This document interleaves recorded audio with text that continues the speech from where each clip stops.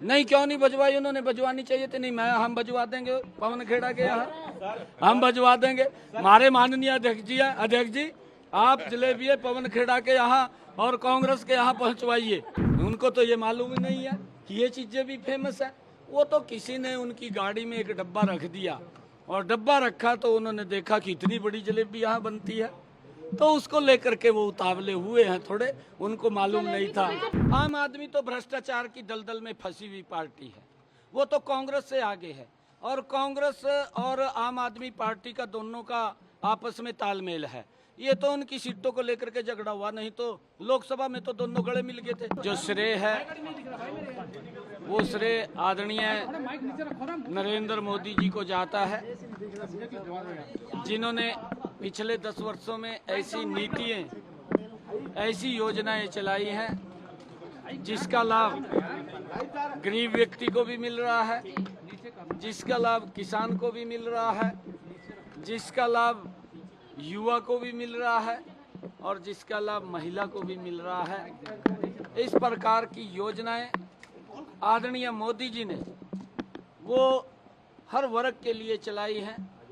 उसका परिणाम है, उन नीतियों का परिणाम है, मोदी जी की ये लोकप्रियता का परिणाम है।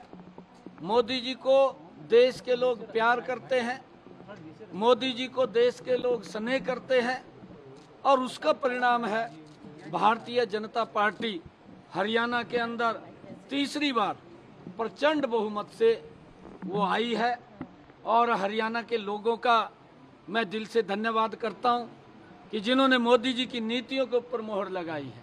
मैं सभी का आभार व्यक्त करता हूं। मैं अपने हरियाणा के भारतीय जनता पार्टी के सभी कार्यकर्ताओं का भी मैं दिल से आभार व्यक्त करता हूं, जिन्होंने इतनी कड़ी मेहनत और सरकार की डबल इंजन की नीतियों को जन जन तक पहुंचाने का काम किया है। मैं उन सब कार्यकर्ताओं को भी दिल से आभार व्यक्त करता हूं, उनको धन्यवाद देता हूं कि उनकी मेहनत के कारण हम तीसरी बार सत्ता में आए हैं।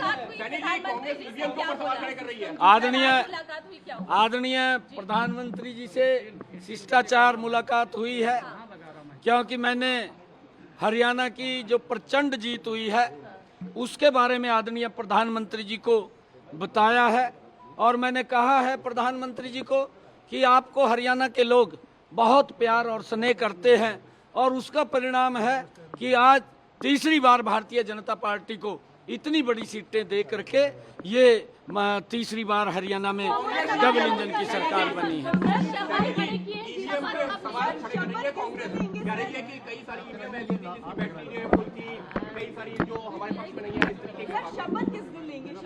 देखिए, जो ईवीएम के ऊपर सवाल उठाने वाले लोग हैं, मैंने 4 रोज पहले कहा था, जो यहाँ पर सर्वे की रिपोर्ट आ रही थी, उस सर्वे की रिपोर्ट के अंदर एक तरफा कांग्रेस के पक्ष में माहौल था।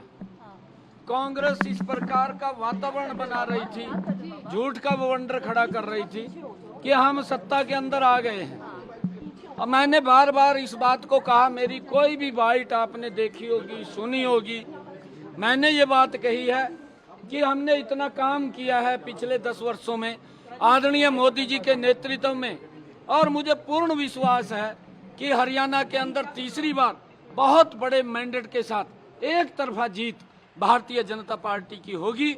और वो साबित हरियाणा के लोगों ने कर दिया है। वो जो सर्वे की रिपोर्ट थी, उस रिपोर्ट को आप लोगों के सामने है।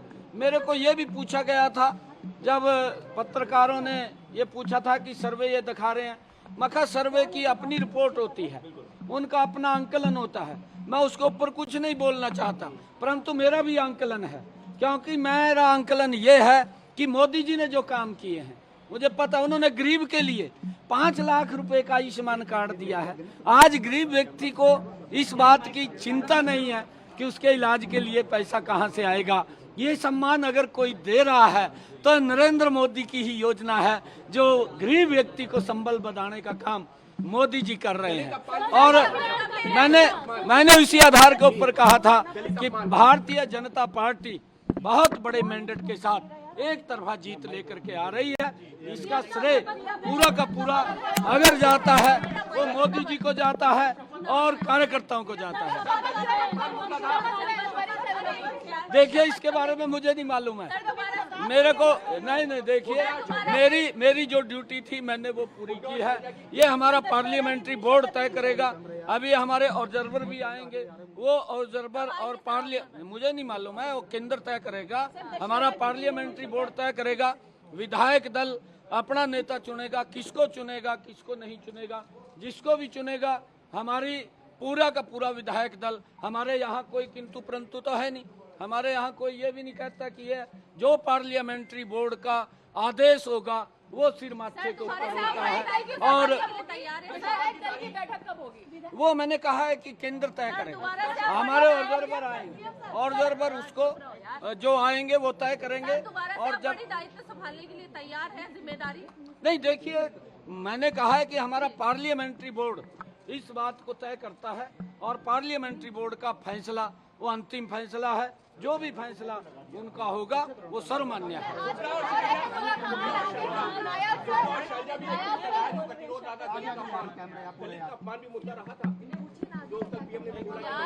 नहीं, देखिए कांग्रेस के डीएनए के अंदर है ये। इन्होंने कभी भी दलितों का सम्मान नहीं किया। दलितों को अपमानित करने का काम ये कांग्रेस पार्टी करती रही है। और कांग्रेस ने हमेशा, आप इनका कार्यकाल देखिए, ये यहाँ से नहीं है। इन्होंने डॉक्टर भीमराव अंबेडकर जी को सम्मान नहीं दिया, उसको अपमानित करने का काम ये कांग्रेस पार्टी ने किया।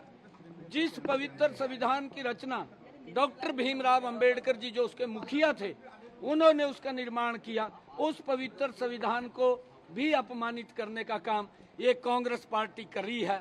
इन्होंने पिछले इलेक्शन के अंदर उस पवित्र संविधान की बुक उठा करके किस प्रकार का झूठ वो देश के अंदर बोलने का काम किया। मैं बार बार ये बात कह रहा था, इनका झूठ 3 जगह चला है।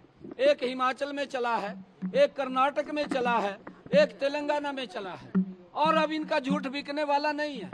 अब इनका झूठ राजस्थान ने ठुकरा दिया है, मध्य प्रदेश ने इनके झूठ को ठुकराया है और छत्तीसगढ़ ने इनके झूठ को ठुकराया है। अब हरियाणा के लोगों ने इनको बाहर का रास्ता दिखा दिया है कि ये झूठ बोलते हैं, इनके पास झूठ से सिवाय कुछ नहीं है। इनकी मंशा को, इनकी सोच को आज समझ चुके हैं कि कांग्रेस विकास की बात नहीं करती, झूठ की बात करती है और उस झूठ को लेकर के उनको नकारती है। अनिल विज ने कहा है कि अगर हमें मौका मिलता है तो बिल्कुल सीएम की दावेदारी करेंगे नहीं, मौका मिलेगा तो चूकेंगे नहीं। अनिल विज हमारे नेता हैं, हमारे नेता हैं। वो अगर उन्होंने कुछ कहा है तो वो हमारे नेता बोल सकते हैं, कह सकते हैं। मुलाकात होनी है प्रधानमंत्री से आपकी? मैं आपको बताऊंगा। मेरी सभी उच्च लीडरशिप का मैं धन्यवाद करना चाहूंगा, क्योंकि उन्होंने हमें संभाला है।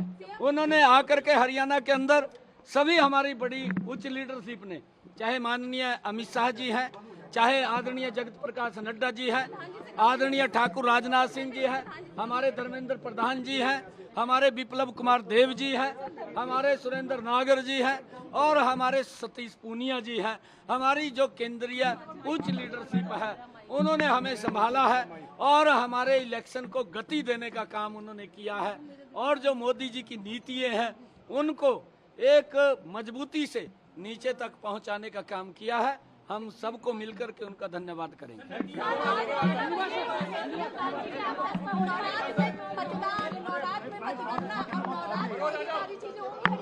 है जी, नवरात्र में मतदान और नवरात्र में मतगणना, अब नवरात्र में ही शपथ और तमाम चीजें होंगी हरियाणा में? नहीं, देखिए ये विषय नहीं है, ये विषय नहीं है। मैंने कहा है कि हमारा पार्लियामेंट्री बोर्ड उसको तय करेगा। जब भी वो तय करेगा तो हमें जैसा आदेश करेगा। नहीं, हमारी जलेबी हरियाणा की बहुत ही फेमस है। मेरे गोहाना की जलेबी बड़ी फेमस है, परंतु जो व्यक्ति ने प्रेजेंट किया है कि उसकी फैक्ट्री लगेगी, उसका ये होगा, जलेबी के ऊपर बड़ी राजनीति की है। जलेबी हमारे हरियाणा में कई प्रकार की होती है। एक बारीक जलेबी भी होती है, एक मीडियम जलेबी भी होती है, एक ये गोहाना की प्रसिद्ध जलेबी है, ये भी ऐतिहासिक जलेबी है। परंतु यही सा हमारी जो हरियाणा का कल्चर है, हरियाणा की हमारी संस्कृति है, हमारे हरियाणा का जो खान पान है, अलग अलग क्षेत्र में अलग अलग है। कहीं की बर्फी फेमस है, कहीं की अमृति फेमस है, कहीं का घेवर फेमस है, कहीं का हमारा जो घेवर के साथ साथ फिरनी है वो फेमस है। परंतु उनको तो ये मालूम ही नहीं है कि ये चीजें भी फेमस है। वो तो किसी ने उनकी गाड़ी में एक डब्बा रख दिया और डब्बा रखा तो उन्होंने देखा कि इतनी बड़ी जलेबी यहाँ बनती है, तो उसको लेकर के वो उतावले हुए हैं थोड़े, उनको मालूम नहीं था। बीजेपी नमस्कार जब कल शुरू हुई थी तो पवन खेड़ा ने कहा था कि प्रधानमंत्री नरेंद्र मोदी और गृह मंत्री अमित शाह के यहाँ जलेबियां भिजवाई जाएगी। नहीं, क्यों नहीं भिजवाई? उन्होंने भिजवानी चाहिए थी। नहीं, हम भिजवा देंगे पवन खेड़ा के यहाँ, हम भिजवा देंगे। हमारे माननीय अध्यक्ष जी आप जलेबियां पवन खेड़ा के यहाँ और कांग्रेस के यहाँ पहुँचवाइए, जलेबियां जानी चाहिए वहाँ पे। जेजेपी इतनी बुरी तरह क्यों पिट गई, क्या वजह रही? क्षेत्रीय पार्टियां चल नहीं पाई चुनाव में। है जी, क्षेत्रीय पार्टियां क्यों पिट गई चुनाव में? इनेलो, जेजेपी, आम आदमी पार्टी ये सब निपट गई चुनाव में। आम आदमी तो भ्रष्टाचार की दलदल में फंसी हुई पार्टी है, वो तो कांग्रेस से आगे है। और कांग्रेस और आम आदमी पार्टी का दोनों का आपस में तालमेल है।